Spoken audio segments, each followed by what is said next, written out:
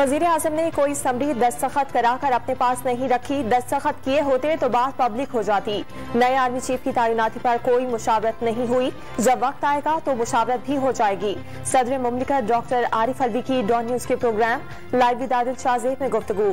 सदर का तफसीली इंटरव्यू आप देख सकेंगे रात 10:05 पर।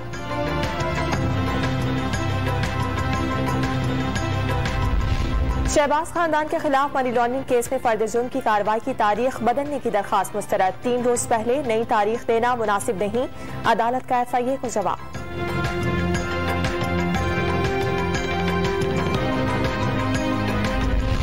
ऑपोजिशन जेलों से बचेगी तो तहरीक अदम एतमाद लाएगी। फवाद चौधरी का ऑपोजिशन को करप्शन बचाने के लिए इकट्ठे होने का ताना। नून लीग 6 और पीपल्स पार्टी 5 डिविजन्स की जमात करार। सियासी हलचल में तरीन ग्रुप भी मुतहर्रिक। लाहौर में ओन चौधरी के इशाई में जहांगीर तरीन भी मदऊ। मौजूदा सियासी सूरत हाल पर गौर होगा।